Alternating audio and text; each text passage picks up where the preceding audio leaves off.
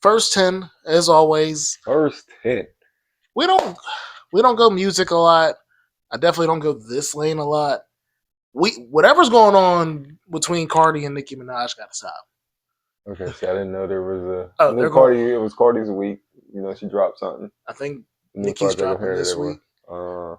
But like she did the Jay-Z Nas thing where like she didn't announce this until after So Cardi this is dropped. Nicki dropping something. And then now they're going back and forth on Twitter, and it's gotten high key disrespectful. Okay. They're talking about kids and shit. Of course, there's nowhere else to go with their back and forth. And like Nicki Minaj just throwing the word monkey around like her name is Frieza. I know nothing about this. But yeah, like she calling Cardi's kids monkeys. Cardi's calling her kids slow. I mean, it don't help either one's image and sales anyway. So by doing stuff like that, some of the slander is just going backfire on it. So. Well, Cardi's been going back and forth with a couple people. I know. I've seen the thing with Offset and then there was something with I think JT, whatever, one of the City Girls. Okay. She was just saying I don't be knowing nothing about none of that. But yeah, I just don't. I'm fine with it. I don't even know if I want to hear this stuff on record. How's the albums? I've been hearing a little bit of Cardi's. It's all right for what I'm hearing, and I've heard a little bit. It's okay. I was never a big Cardi person, though. Yeah, like as a rapper. Mm-hmm. Where like Doja dropped, and I think that might be probably the best female rap album of the year. That dropped now too. It dropped the same day as Cardi. So this is overshadowing Cardi. But Cardi ain't going after her. Yeah. But it's still going to hurt in sales. That's who you really need to be going after. If, like, who's charting, not who's talking. Also, like, for real. And I know this isn't true, but I'm assuming it's like the first one in like 20 years. Doja's is the first female rap album completely written by the female artist. That's what they tried to say. I still believe that MC Light and Queen Latifah were writing their own music, at least to a point. Okay, that's who's backing her? That's who's in her camp? No, I'm just saying, like, they made it sound like the Doja Cat, or well, I guess she's just going by Doja now. But, like, they're trying to say she was the first female artist to write her own entire rap album. Yeah, since everything's become business, and then you had, like, Little Kim and them getting writers. Oh, yeah, we know that. But, like, I was thinking, like I said, I don't know why I went all the way back there. Like Lauryn Hill, people like that. I'm just like, it's hard to believe that not one female rap artist wrote their own album. And I didn't, because again, I don't know where the facts. Not even like Rhapsody, My point. Okay.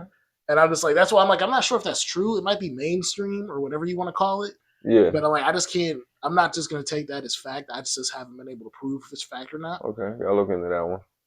So, but yeah, like I said, I just for what's going on and for like the young girls that are coming up, I just don't feel like this is something that needs to be the way it is, and because I just don't see the point. Like somebody made the point I saw earlier that like Nicki Minaj shouldn't even be fighting this battle. Like you're supposed to be up there with a different level. This is where I'm at. Like, where is this even how are y'all still bumping heads? Like, so that's what's up with then what's the name drop to? Young Thug.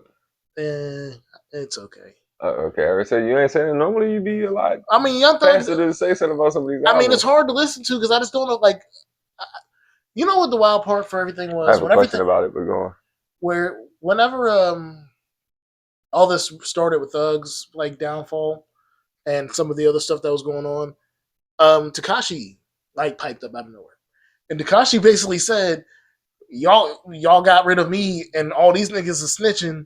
What's the difference?" And I'm like.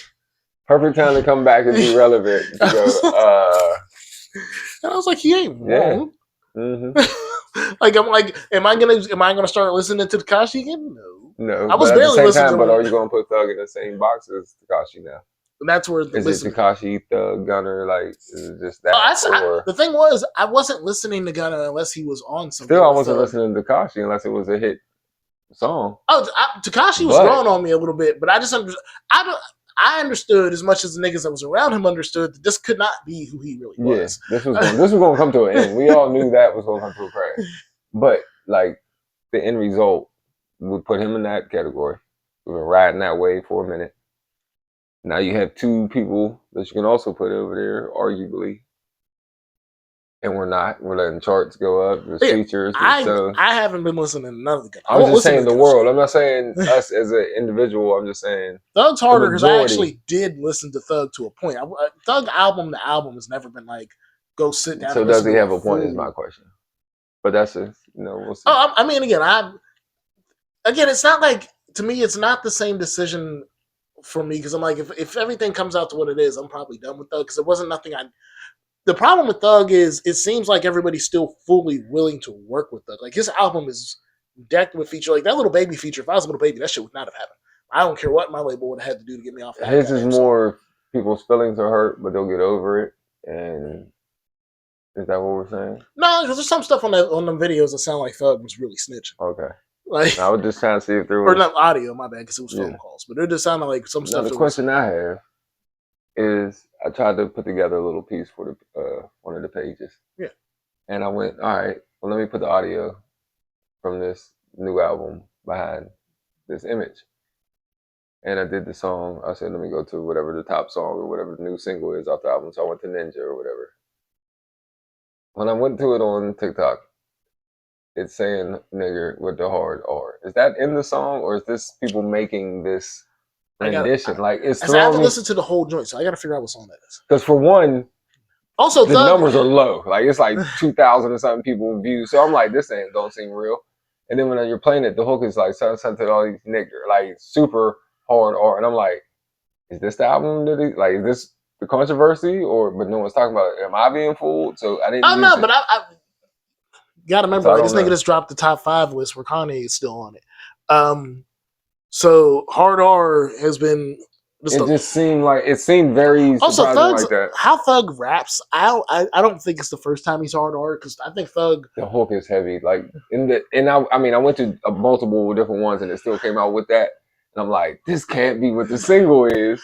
After the first 10, I'm gonna make sure I go. Yeah, we gotta figure this one out. But so I didn't post it, but yeah, that's just so we'll see. Last thing before we get out of here, I do want to get a little bit on the sports too because I don't feel like talking about it on the actual in between anything else. I don't like. It's the third time in my life I feel like I've seen a leg injury like that. Thank God in football their legs are fully covered because I do believe that shit came out. Tyreek Hill, hope you get back and figure things out. I just worry about getting my leg back straight. But it's the dude from Louisville where I saw that shit. Where dude's leg came out of his shit playing in the March Madness for Louisville. You saying the other 2 times you said it was in basketball, and then the other one was Paul George. Yeah, the Paul George one is top. And the thing about the Louisville one is I never saw the actual play of the Louisville one. I saw the reaction of the bench. Yeah. And that was one of the ones because the dudes on the bench were crying. Yeah, there was people like straight tray face, like. Yeah. So I saw Paul George's, and that shit was still crazy. But the one on Louisville will always get me because that was like the first time they ever truly made the decision we're not going to keep replaying this. Mm-hmm. Yeah, it was like this isn't. Yeah, we're not going for shock value and first on the scene. Like I feel like whoever saw it in the truck was like, oh no. Yeah, it was like, where's the footage erased? Like we didn't even save that. Like why would I want that footage? Like so this is definitely. And because I ain't paying for ESPN at the moment, so I haven't been watching most of the Monday night games unless I'm chilling at somebody's crib. So I didn't see any of it. I have Tyreek in or not this fantasy league, a different fantasy league.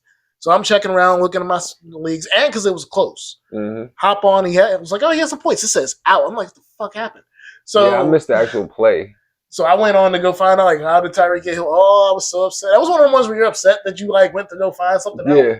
I'm I'm mad that I went at it upsettingly too. Like I went like, what the hell happened? Like, oh, yeah. You walk to the circle all upset. What the fuck everybody standing around for? Ain't nobody doing their jam.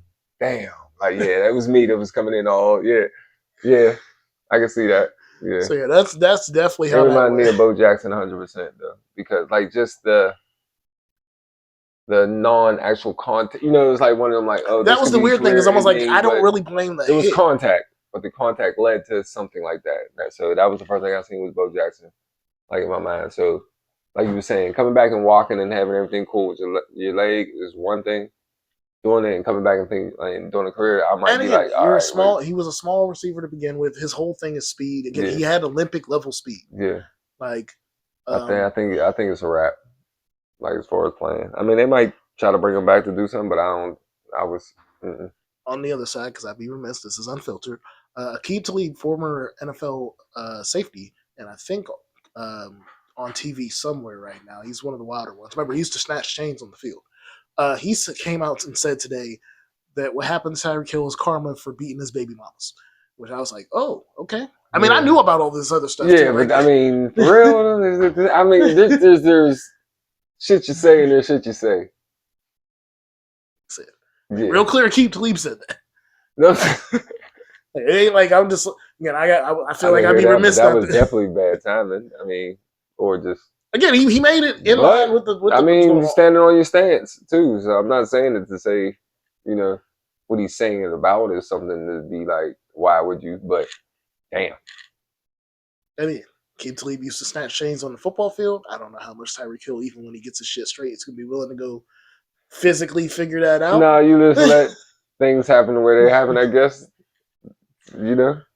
So, but that is the first 10 of Unfiltered. Again, Jay Skyline. You got Mook. But I feel like you always say Malachi behind the boards. So I got to start saying Malachi behind the boards. Okay.